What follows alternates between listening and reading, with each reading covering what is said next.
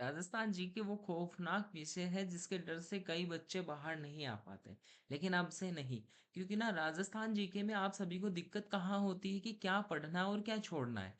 लेकिन आज हम लोग जो कक्षा 10 की इतिहास और कला एवं संस्कृति की जो बुक है, जिसकी फोटो आप लोगों ने अभी थंबनेल में देखी है, वो बुक हम लोग पूरी की पूरी सार संग्रह के तौर पे पढ़ने वाले हैं। उसमें हम लोग देखेंगे क्या क्या इंपॉर्टेंट चीजें हैं, क्या क्या हमें याद रखना है। ठीक है। तो आज से हम लोग राजस्थान के प्रमुख संत और लोक देवताओं की चर्चा हम लोग शुरू करने वाले हैं। अगर आप लोग चैनल पे नए हैं और पूरे का पूरा राजस्थान का जीके मेरे साथ में पढ़ना चाहते हैं तो चैनल को सब्सक्राइब कर दीजिएगा। वीडियो पसंद आए तो वीडियो को लाइक जरूर कर दीजिएगा। चलिए शुरू करते हैं। और राजस्थान के सबसे पहले हम लोग लोक देवता पढ़ते हैं। लोक देवताओं में हमें पता है कि 5 पीरों का जिक्र किया गया है, सबसे महत्वपूर्ण वो ही है। लेकिन बुक क्या बोलती है उसकी चर्चा करते हैं, देखिएगा। 13वीं सदी में राजस्थान में इस्लाम के प्रवेश और तुर्क आक्रमणों के कारण राजस्थान के जनजीवन में एक नवीन परिवर्तन दृष्टिगोचर होता है। ठीक है।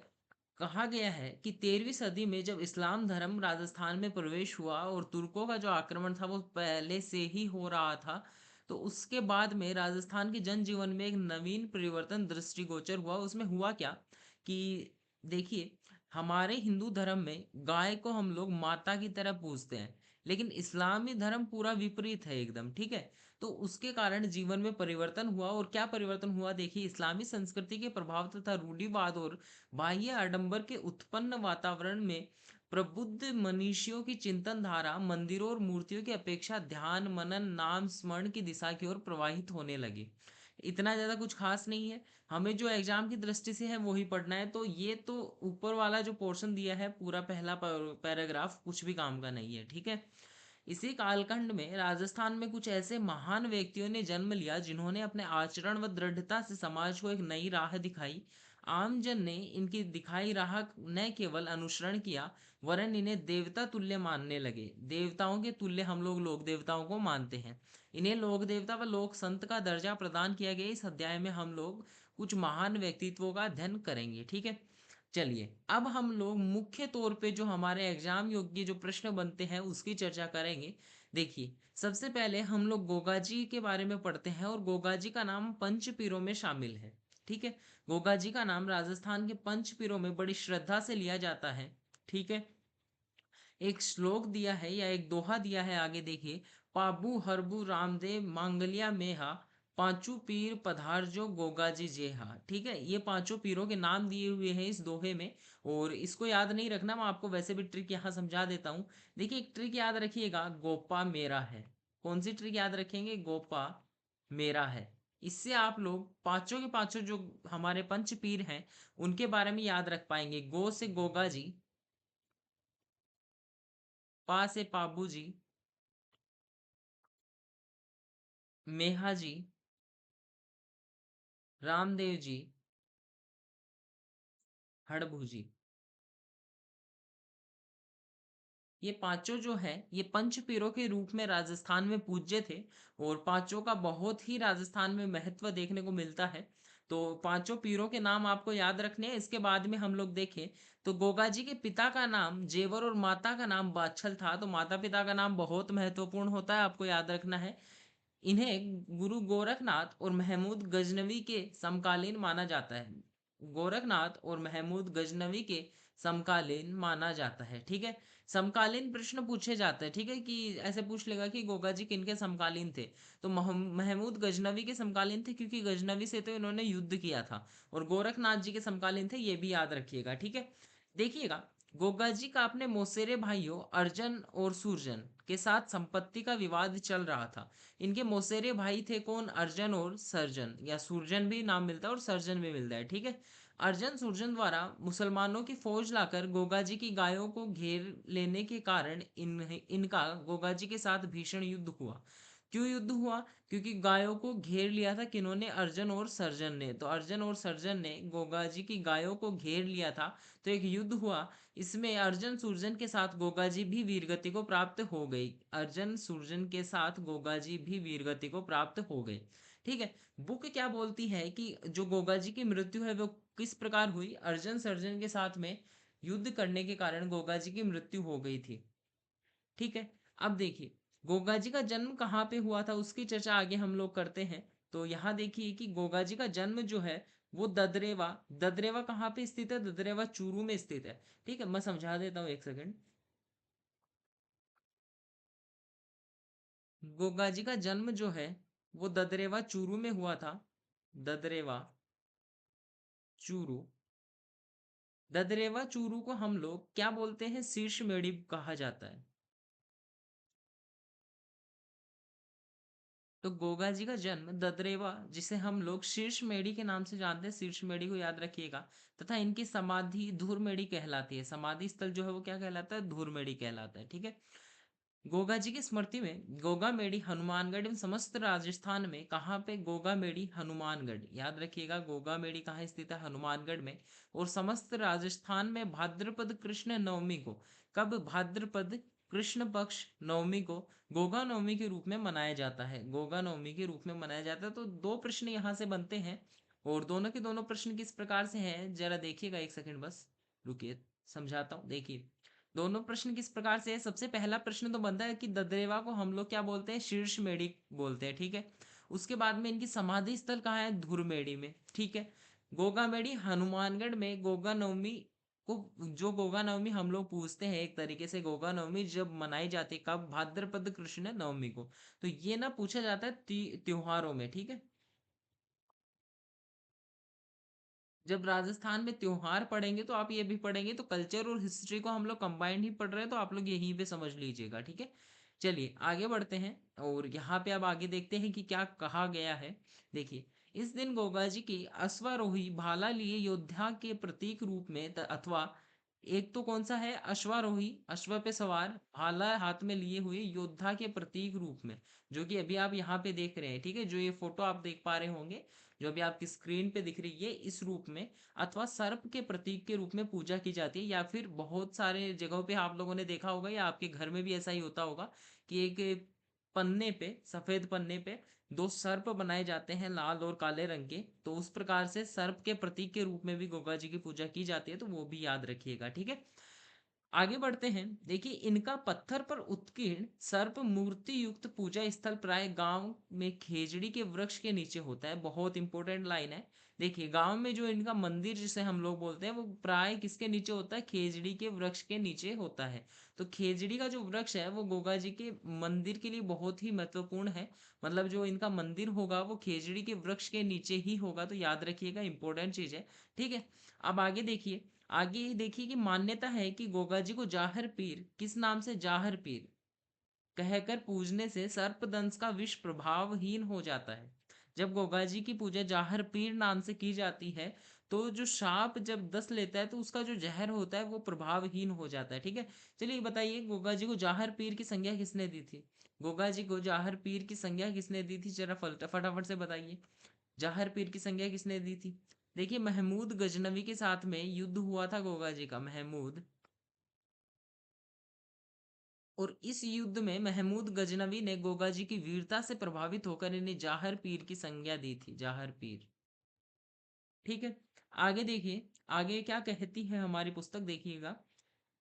हिंदू नागराज तो मुस्लिम गोगा पीर के रूप में इनकी पूजा करते हैं। नागराज मतलब सर्पों के देवता, और मुस्लिम जो है वो इनकी गोगा पीर नाम से पूजा पूजा करते हैं। ठीक है। तो ये बात हुई हमारी गोगा जी के बारे में, जो हमारी बुक में दे रखा है। तो अब कहने का मतलब ये है कि अगर आप लोग और कुछ भी नहीं पढ़ पाते हैं, तो आपको इतना तो कम से कम गोगा जी के बारे में आपको पढ़ना ही होगा। ठीक है। इससे कम तो आप बिल्कुल भी नहीं पढ़ सकते, क्योंकि ये तो आपके एनसीईआरटी की बुक में दे रखा है, तो इससे कम तो बिल्कुल भी नहीं पढ़ सकते। इसकी तो लाइन टू लाइन आपको याद रखनी पड़ेंगी। ठीक है।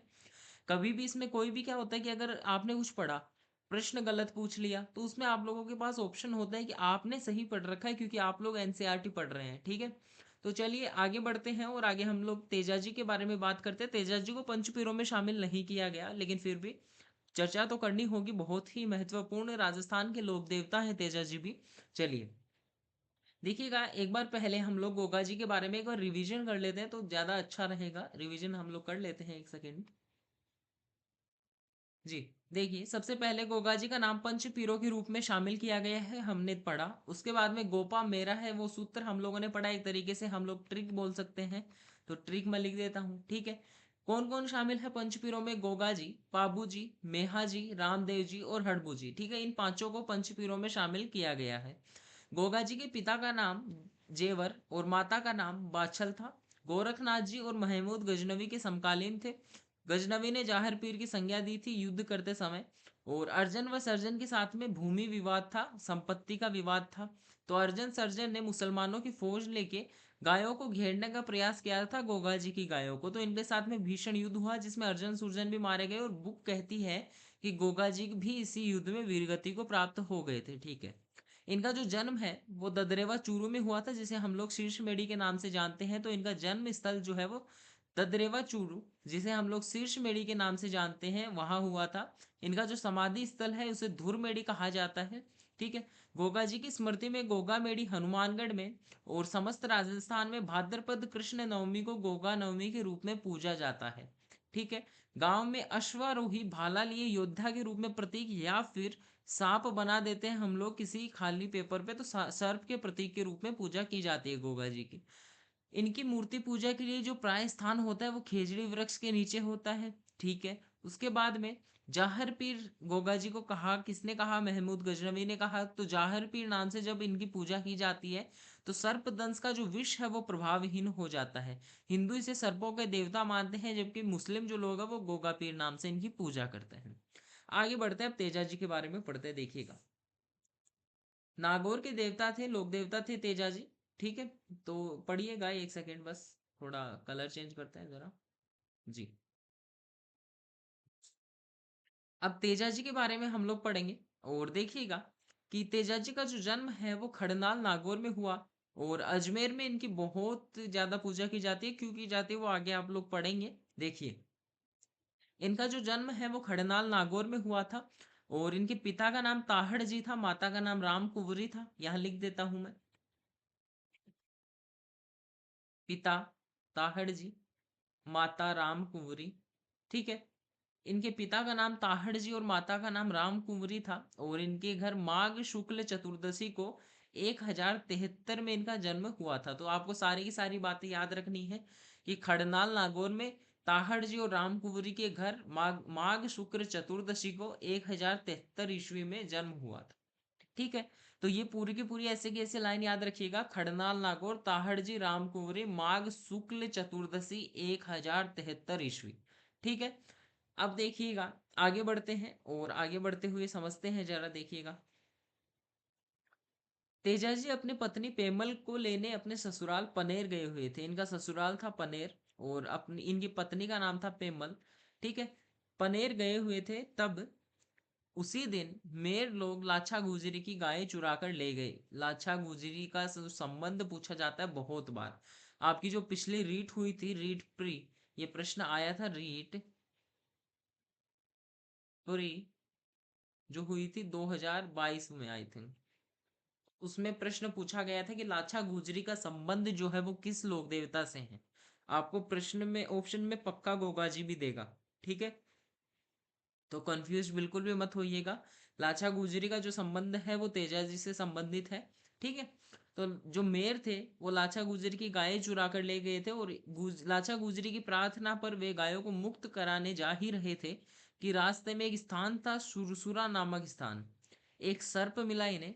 तेजाजी ने सर्प को डसने से रोकते हुए वचन दिया कि गायों को मुक्त कराने के बाद स्वयं वहां आ जाएंगे। देखिए, आप सभी ने बहुत सुना होगा, मैं आपको अपनी राजस्थानी भाषा में समझाता हूँ। देखिए, सर्प था, और हमारी भाषा में हमारे कहानियां चलती हैं कि ये सर्प जो है वो अग्नि में जलने जा रहा था। तो गोगा जी ने अपने भाले से इसे बचाया था। ठीक है, जब इन्हें बचाया था, सर्प सर्प को जब गोगा जी ने माफ कीजिए, तेजा जी ने जब सर्प को बचाया, तो सर्प ने इन्हें डसने का प्रयास किया और कहा कि मैं अपनी स्वेच्छा से अपने प्राण त्यागने जा रहा था, लेकिन तूने मुझे बचाया है, तो अब मैं तुझे डसूंगा। तो गोगा जी ने कहा था कि मैं एक बार गायों को बचा के आ जाऊं, उसके बाद में आप मुझे डस लीजिएगा। ठीक है, तो सुरसुरा नामक स्थान पे ये सारी घटना हुई थी, और सुरसुरा नामक स्थान पे सर्प इन्हें मिला था। ठीक है, अब देखिएगा, भीषण संघर्ष के बाद में तेजाजी ने गायें मुक्त कराने में सफलता प्राप्त की। गायें हैं जो सफलता प्राप्त की, इन्होंने गायों को बचा लिया। किसकी गाय थी? लाछा गुजरी की गाय थी। परंतु अत्यधिक घायल होने पर भी वे अपने वचन के अनुसार वापस सर्प के पास आए। पूरे शरीर पर घाव होने के कारण इन्होंने सर्प के डसने के लिए जिह्वा आगे कर दी। क्या आगे कर दी? अपनी जीभ आगे कर दी, ठीक है। क्योंकि पूरे शरीर पर इनके घाव थे, तो सर्प जो था वो भी इनसे काफी प्रसन्न हुआ। तो सर्प ने मना किया कि नहीं डसना चाहता वो, ठीक है, मतलब वो वापस आए तो वो भी खुश हुआ और उसने मना किया। लेकिन जो तेजाजी थे उन्होंने कहा कि मैं अपने वचन का पक्का हूं, तो उन्होंने फिर सर्प ने बहाना बनाया कि तेरे शरीर पे पूरे घाव ही घाव है, तो मैं कहाँ डसूंगा, तो इन्होंने अपनी जीभ आगे कर दी थी, ठीक है। देखिए, सर्पदंश के कारण सुरसुरा किशनगढ़ में भाद्रपद शुक्ल दशमी को इनकी मृत्यु हो गई। कहाँ पे? सुरसुरा किशनगढ़ में कब? भाद्रपद शुक्ल दशमी को इनकी मृत्यु हो गई। तो ये भी याद रखिएगा। तेजा दशमी कब बोलते हैं? भाद्रपद शुक्ल दशमी को तेजा दशमी बोलते हैं, याद ये भी रखिएगा, ठीक है। पंचमी से पूर्णिमा तक पर्वतसर नागौर में विशाल पशु मेला लगता है, ठीक है। आगे देखिए, तेजाजी भी गोगा जी की तरह नागों के देवता के रूप में पूजनीय है, क्योंकि सर्पदंश वगैरह का जो स्टोरी इनके साथ जुड़ी हुई है उसके कारण ये नागों के देवता के रूप में भी पूजनीय है, ठीक है। तेजाजी को तलवार धारण किए घोड़े पर सवार योद्धा के रूप में दर्शाया गया है। अब देखिए दोनों में फर्क है, याद रखिएगा। तलवार धारण किए घोड़े पर सवार योद्धा के रूप में पूजनीय, तो ये तो कौन है? हमारे तेजाजी। यहाँ पे आपको अभी फोटो दिख रही होगी, मैंने जहाँ पे अभी हाईलाइट किया वहां पे, तो वो तेजा जी की फोटो। जबकि गोगा जी की जो तस्वीर होती है उसमें वो भाला लिए होते हैं और हाथ में तलवार लिए जो है वो होती है इनकी तेजा जी की। हालांकि यहाँ पे आप लोग अभी देख ही रहे होंगे कि यहाँ पे भी भाला ही है, लेकिन हमारी बुक में लिखा कुछ और है और फोटो में कुछ और लिख रखा है। तो याद रखिएगा कि तलवार लिए जो होता है वो तो है तेजा जी, क्योंकि अपनी बुक बोलती है, ठीक है। अगर आपकी किसी भी गाइड में ऐसा और कुछ लिखा हो ना तो उसको भूल जाइएगा, क्योंकि अगर कभी भी प्रश्न बना तो और किसी ने मान लीजिए ऐसा मतलब रीट लगा दी इसकी जो फोटो है डाल के इस बुक की, तो फिर भाई यही मान्य होगा, ठीक है। तो तलवार लिए जो है वो तेजा जी, जबकि जो भाला लिए जो है वो कौन होंगे? हमारे गोगा जी, याद रखिएगा, ठीक है। आगे देखिए, जो इनका प्रतीक था वो था, लेकिन उसके बाद में जिह्वा को सर्प डस रहा है। मान्यता है कि यदि सर्प दंशित व्यक्ति के दाएं पैर में, कौन से पैर में? दाएं पैर में तेजाजी की तांती बांध बांध दी जाती है। देखिएगा, इसको ना याद रखिएगा, मैं लिख देता हूँ जरा।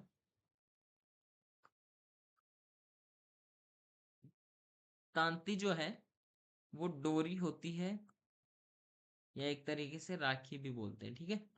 तो यहाँ पे मैं लिख देता हूँ ताकि आप लोग जब भी स्लाइड देखें तो याद रखें, ठीक है। देखिए, बांध दी जाए तो उसे विष नहीं चढ़ता, ठीक है। अगर दाएं पैर में तांती बांध दी जाए, या डोरी जिसे आप लोग बोलते हैं वो बांध दी जाए, तो विष नहीं चढ़ता है, याद रखिएगा, ठीक है। तो तेजा जी के बारे में हम लोग पढ़ रहे थे, इतनी चर्चा कर ली। आगे देखिएगा, लोक देवताओं से संबंधित या मान्यताएं व कथाएं अक्षरशः सत्य हो आवश्यक नहीं है। मतलब ये जो कथाएं जो दो दी गई हैं कि गोगा जी और पाबू जी की जो भी कथाएं हैं, ये सत्य हो या ना हो आवश्यक नहीं है, लेकिन इनका जो मूल उद्देश्य है इन कथाओं से जुड़ी शिक्षाओं यथा निर्बल की रक्षा करना, वचन का पालन करना आदि आमजन तक पहुंचाना है। वचन का पालन किया तेजा जी ने, निर्बल की रक्षा लाछा गुजरी की जो रक्षा की थी तेजा जी ने, ठीक है। तो ये सारी जो कहानियां हैं इनका उद्देश्य है कि जो आम जन है उन तक शिक्षा पहुंचाई जाए, कि निर्बल की रक्षा करना, वचन का पालन करना, ठीक है। और गायों के लिए तो बहुत सारी कहानियां आप लोग देखेंगे, बहुत सारे लोक देवता देखेंगे गायों की रक्षा के लिए, तो ठीक है। तो आज हम लोगों ने गोगा जी और तेजा जी के बारे में पढ़ा, ठीक है। पंचपीरों में शामिल थे गोगा जी, जबकि तेजा जी हमने एक एक्स्ट्रा पढ़ लिया। अब 4 पंचपीर बचे हैं और बाकी हमारे और लोक देवता हैं जो शेष हैं। तो आगे हम लोग कल की क्लास में पाबू जी को पढ़ेंगे, उसके बाद में हम लोग देव नारायण जी, मल्लीनाथ जी और रामदेव जी को कंप्लीट पढ़ लेंगे, ठीक है। या फिर हो सके तो कल हम लोग मेहाजी मांगल्य और हरबू जी को पढ़ के पूरा टॉपिक है जो कंप्लीट कर ही देंगे, ठीक है। अब देखिए किस प्रकार से पढ़ेंगे उसकी चर्चा जरा हम लोग थोड़ा और कर लेते हैं। यहाँ देखिएगा, मैं आपको समझा देता हूँ कि किस प्रकार से अपना सेशन चलने वाला है। तो जो बुक है उसमें आप लोगों को पता है कि कंप्लीट नहीं दिया होगा, मतलब कुछ एक लोक देवता ही दिए होंगे। तो लगभग 6 से 7 लोक देवता बुक में दिए हुए हैं। और जबकि इम्पोर्टेंट एग्जाम की दृष्टि से 20 से 25 होते हैं, जो हम लोग जो कोचिंग वगैरह है उनमें पढ़ते हैं या अन्य किसी गाइड में देखते हैं। लेकिन इन दोनों में से कॉमन निकाल के 6-7 है ये तो पढ़ेंगे ही, लेकिन इनमें से जो महत्वपूर्ण शेष रह जाते हैं, तो 6-7 लोक देवता और हम लोग एक अलग क्लास में, जैसे ही ये बुक वाला कंप्लीट होगा पोर्शन, उसके बाद में कंप्लीट कर लेंगे, ताकि आप लोगों का जो टॉपिक है वो फिर एकदम कंप्लीट हो जाए, कहीं से भी कोई भी प्रश्न हो, कोई दिक्कत नहीं हो फिर आपको। ठीक है, तो चलिए अभी तक जो पढ़ा उसका रिवीजन करिएगा, स्क्रीनशॉट ले लीजिए फटाफट से। मैं एक बार थोड़ा दिखा देता हूँ आपको जल्दी से। वीडियो पॉज करके स्क्रीनशॉट ले लीजिए। ये तो गोगा जी के बारे में है और ये तेजा जी के बारे में है। यहाँ पे और थोड़ा सा, जी हाँ, स्क्रीनशॉट ले लीजिए, फिर कल हम लोग बाकी का जो लोक देवता बचे हुए हैं पूरे, वो सारे के सारे कंप्लीट कर लेंगे। तो चलिए, अगर आप लोग चैनल पे नए हैं तो चैनल को सब्सक्राइब कर लीजिएगा, वीडियो पसंद आए तो वीडियो को लाइक कर दीजिएगा, अपने दोस्तों के साथ में शेयर कर दीजिएगा। मिलते हैं आप लोगों से कल, अन्य जो शेष बचे लोक देवता है वो पढ़ेंगे। तब तक के लिए धन्यवाद।